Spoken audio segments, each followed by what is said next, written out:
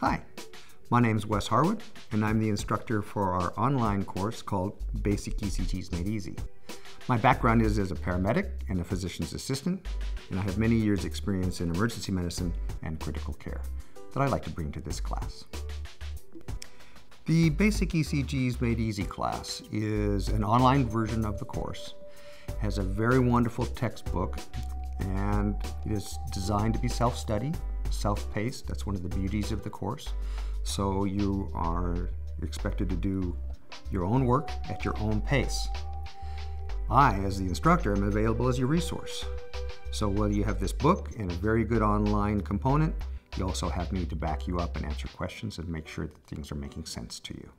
I do have built into the class what we call office hours session. Weekly office hours are like a chat room. One of the features of the system is that you can chat with me. Small groups of students can join together and have a discussion. A beautiful setup for the learning management system that we use. The other piece is an email. And within 24 hours, I get back to people with email, and that gives them almost instantaneous access and a quick response. What I'd like to have all students know before they enroll, that one of the things that makes them successful is being a little bit prepared background-wise. People often ask me, what are the prerequisites? And while there's no standard set prerequisites, the people who are a little more successful do have some background in anatomy and physiology, some basic anatomy and physiology terminology, and some understanding. It may be just what you've taken in another healthcare class. It doesn't have to be a formal anatomy and physiology course, but that terminology is very important. The course does overview the cardiology component of anatomy and physiology, but that terminology is a nice background. There's probably a couple of things that people enjoy most about the class. The first is that it's totally self-paced, that they can, around their own schedule, decide when they're going to have some time to devote to it. The book is extremely good. The online design is extremely good. And I think if they've never had a class before, they'll be very, very thrilled by the structure and the components that are there. The second is to find how relevant it is to what they do. It really does gear itself nicely to clinical practice. So no matter what somebody's background is, they'll be able to relate it to their patient care and their patient care experiences. To be a success in this class, probably the most important trait is some diligence and self-discipline. While it's scheduled to go for an entire term, people join in at any time during the term.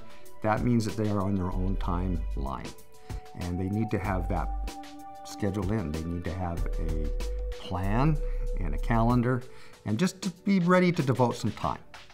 There is no structure provided by me, the instructor. I am not here to tell a student what to do and when to do it. They need to do it on their own. I think people are surprised when they take this class of, it's not that difficult a subject. They come in with some preconceived notions that this is going to be very difficult, strange material, and I'm not sure I'll ever be able to grasp it. And I think as they go through and they do devote the time that's necessary and make sure that they get their questions answered, that they find delightfully that it is not as tough as they thought, that it's something that is very attainable, very doable. And it also, if it's successful again for them, they'll find that they want to know more. There's always more to learn, and it opens the door to greater experiences down the road. One of the intentions of this course is that it serves as a foundation. It's a foundation for somebody who will take it back and apply it at work, but it's also a foundation for some other courses they may take, such as advanced cardiac life support, which might be necessary for work or certification purposes, and our 12 lead, what we call the Introduction to 12 Lead ECGs class, which is a little more advanced, but it gives the background that somebody might need, again, for a career advancement.